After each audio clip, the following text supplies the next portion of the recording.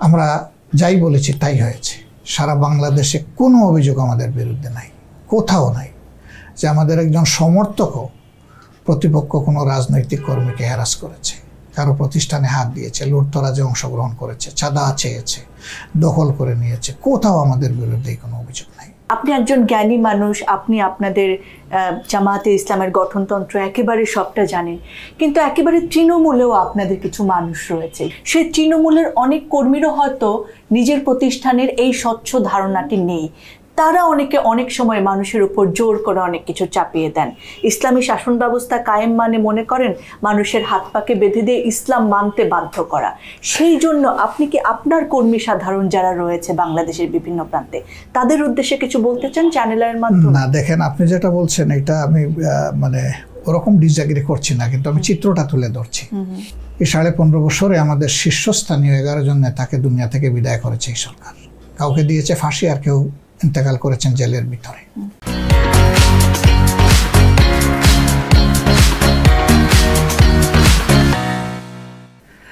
তারপরে শত শত কর্মীকে খুন করেছে, বিচারিক এবং বিচার বহির্ভূত দুইভাবেই খুন করেছে। অসংখ্য কর্মীকে পঙ্গু করেছে, হাত নাই, পা নাই, চোখ নাই, কান নাই, নাক নাই, কেটে ফেলেছে। ঘর বাড়ি ধ্বংস করেছে, বুলডোজার চালিয়েছে, অফিসগুলো সিলগালা করে রেখেছে। কিন্তু এই পরিবর্তনের প্রথম দিনেই, প্রথম প্রহরে আমরা আমাদের সহকর্মীদেরকে আহ্বান জানিয়েছিলাম যে আমরা কোনো প্রতিশোধ নেব না। Keep quiet and keep patience, শান্ত থাকো, ধৈর্য ধরো। আমরা যাই বলেছি তাই হয়েছে। সারা বাংলাদেশে কোনো অভিযোগ আমাদের বিরুদ্ধে নাই, কোথাও নাই যে আমাদের একজন সমর্থকও প্রতিপক্ষ কোনো রাজনৈতিক কর্মীকে হ্যারাস করেছে, কারো প্রতিষ্ঠানে হাত দিয়েছে, লুটতরাজে অংশগ্রহণ করেছে, চাঁদা চেয়েছে, দখল করে নিয়েছে। কোথাও আমাদের বিরুদ্ধে কোনো অভিযোগ নাই। তারপরে যদি কেউ মানবিক দুর্বলতার কারণে করে, আমরা তাকে ছাড়ি না। আমরা তাকে কারেকশনের জন্য সাথে সাথেই ধরি এবং আমরা দলীয় ব্যবস্থা গ্রহণ করি যেটা তার জন্য উপযুক্ত। আমরা চাই না যে আমাদের কারণে ইসলামের সম্মহান আদর্শ কলঙ্কিত হোক, প্রশ্নবিদ্ধ হোক। কারণ মানুষ বললে তাই তো এটাই তো ইসলাম দেখতেছি। ইসলামের নাম লুটতরাজ, ইসলামের নাম চাঁদাবাজি, ইসলামের নাম মানুষের উপরে জোর জুলুম চালানো। আমাদের দেশে যারা আছেন, আমরা মাইনরিটি মেজরিটি বিশ্বাস করি না, এটা আপনারা জানেন। আমরা বলি যে এই দেশে যারাই জন্মগ্রহণ করেছে নাগরিক হিসেবে সকলেই সমমর্যাদা পাওয়ার অধিকারী। আমি তাদেরকে সম্মান করি।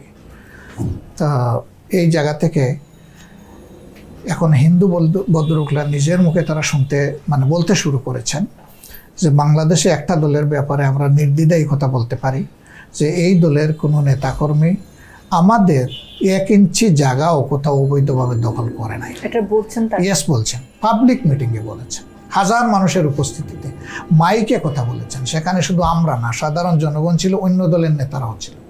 এমনকি এবারকার এই পরিবর্তনের পরে জানেন যে একটা দেশের পক্ষ থেকে দফায় দফায় এই দেশে কি হয়েছে কি না হয়েছে সেগুলাকে অনেকটা মেলাফাইড ওয়েতে উপস্থাপন করা হচ্ছে বিশ্বের দরবারে, বিভিন্ন জায়গায়, বিশেষ করে অনলাইন প্ল্যাটফর্মে, সোশ্যাল প্ল্যাটফর্মে। এখান থেকে তারা এটা প্রতিবাদ করেছে। তারা বলেছে আমাদেরকে শান্তিতে থাকতে দিন, আমরা যা নই তা বলতে যাচ্ছেন কেন আপনারা? তা আমরা আশা করছি যে সব কিছুর গোড় কাটবে। এখন বলবেন যে এতদিনে এটা তৈরি হলো কেমনে আপনাদের বিরুদ্ধে? তৈরি হওয়ার মূল কারণ হলো 17.5 বছর আমাদেরকে কথা বলতে দেওয়া হয়নি। এই স্বৈর শাসনের 15.5 আর তার আগের সেনা সমর্থিত 2 বছর। আপনি আজকে আসছেন কেন? এই 24-এর কারণেই আসছেন। এর আগে কি আপনি আসার চিন্তা করছেন? আপনার হাউস আসার চিন্তা করেছে? আমি যাওয়ার চিন্তা করেছি? কোনোটাই পারি নাই। এই যে আমরা পারলাম না, আর একতরফা আমাদের বিরুদ্ধে যে মিথ্যা প্রপাগান্ডা চালানো হলো। মিকিয়াভেলির একটা কথা আছে না, যে মিথ্যাকে সত্যে পরিণত করার জন্য একবার বললে হবে না, 100বার বলো, তাইলে একসময় মানুষ বিশ্বাস করবে। যে 100 বার কি একটা মানুষ মিথ্যা বলতে পারে নাকি? এটাই তো বোধহয় সত্য। সেই রকম আমাদের বিরুদ্ধে মিথ্যাকে সত্যে পরিণত করা হয়েছে।